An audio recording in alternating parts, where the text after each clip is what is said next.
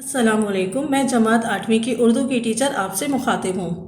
اس سے پہلے لیکچر میں آپ کو سبق سیانہ بادشاہ کے سوال جواب اور مرکزی خیال کروا چکی ہوں۔ اس لیکچر میں اس سبق کا خلاصہ اور جملوں کی تشریح کرواؤں گی۔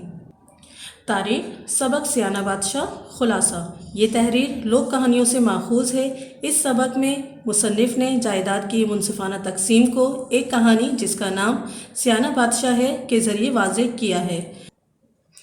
ایک ساہوکار تھا جس کے 4 بیٹے تھے۔ جب اس شخص کا وقت سکرات آیا تو اس نے اپنے چاروں بیٹوں کو بلا کر کہا کہ میں نے اپنی زندگی میں تم چاروں میں اپنی دولت برابر تقسیم کر کے اپنی کھاٹ کے چاروں پایوں تلے دیگیں گاڑ دی ہیں۔ میرے مرنے کے بعد سب اپنا اپنا حصہ لے لینا، لہٰذا قرآن کے بعد ہر ایک نے اپنا اپنا پایا مقرر کیا۔ والد کے مرنے کے بعد سب نے اپنی اپنی زمین کھودی اور اپنی دولت جو کہ دیگ میں تھی نکالی۔ ایک دیگ ہیرے جواہرات سے، دوسری سونے سے بھری تھی، جبکہ تیسری اور چوتھی میں کچھ نہیں تھا سوائے مٹھی بھر مٹی کے، اور ایک میں 2-4 سوکھی ہڈیاں تھیں۔ جن بھائیوں کو ہیرے جواہرات اور سونے والی دیگ ملی وہ بہت خوش ہوئے، مگر باقی 2 جو مٹی اور ہڈیوں کی دیگوں والے تھے وہ سخت ناراض ہوئے، لہٰذا انہوں نے ہیرے جواہرات اور سونے میں اپنا بھی حق جتانا شروع کر دیا، جس سے چاروں بھائیوں میں تکرار بڑھنے لگی۔ آخرکار وہ ملک کے بادشاہ کے پاس گئے تاکہ انصاف مل سکے۔ بادشاہ نے ان کی بات سن کر یہ فیصلہ دیا کہ جن بھائیوں کو مٹی کی اور ہڈیوں کی دیگیں ملی ہیں وہ والد کی زمینوں اور چوپائی کے مالک ہیں، یعنی مٹی کی دیگ والا بیٹا والد کی زمینوں کو سنبھالے اور جسے ہڈیاں ملی ہیں وہ چوپائے مال کا مالک ہے۔ لہٰذا یہ دانشمندانہ فیصلہ چاروں بھائیوں کے درمیان انصاف کا سبب بنا اور چاروں بہت خوش ہوئے اور آپس میں پیار و محبت سے رہنے لگے۔ تاریخ: درج ذیل جملوں کی وضاحت کیجیے۔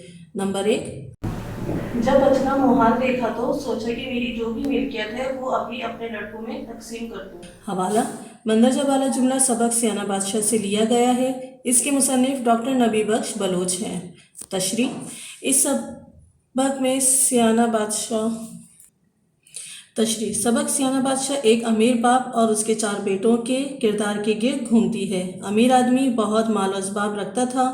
جب اس کو یقین ہو گیا کہ اب وہ زیادہ عرصہ زندہ نہیں رہ پائے۔ تاریخ: درج ذیل جملوں کی وضاحت کیجیے۔ نمبر 1: جب بچنا مہال دیکھا تو سوچا کہ میری جو بھی ملکیت ہے وہ ابھی اپنے لڑکوں میں تقسیم کر دوں۔ حوالہ: مندرجہ بالا جملہ سبق سیانہ بادشاہ سے لیا گیا ہے۔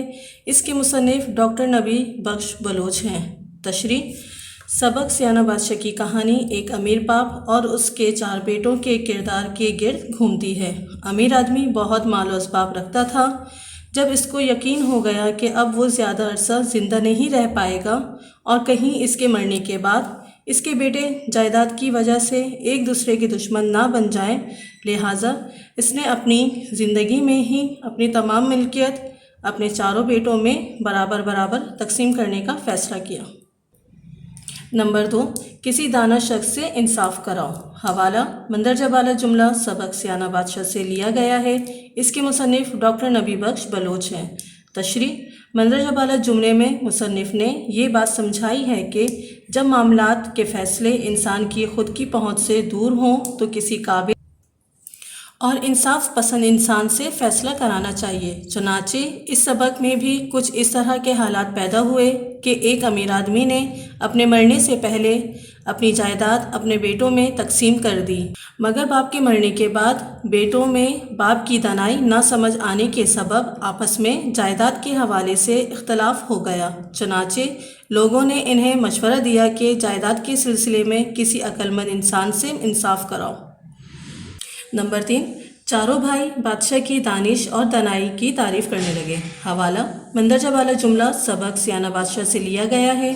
اس کے مصنف ڈاکٹر نبی بخش بلوچ ہیں۔ تشریح: مندرجہ بالا جملے میں چاروں بھائیوں کو تقسیم جائیداد انصاف کے ساتھ مل جانے کا تذکرہ ہے، جس پر وہ انصاف کرنے والے کے شکر گزار ہیں۔ جب چاروں بھائیوں میں جائیداد کے سلسلے میں اختلاف پیدا ہوا تو انہوں نے ملک کے عقل مند انصاف پسند بادشاہ سے انصاف کرانے کا سوچا، جس پر بادشاہ نے اپنی عقل و دانش کا وہ مظاہرہ کیا کہ چاروں بھائی بنا تعریف کے نہ رہ پائے۔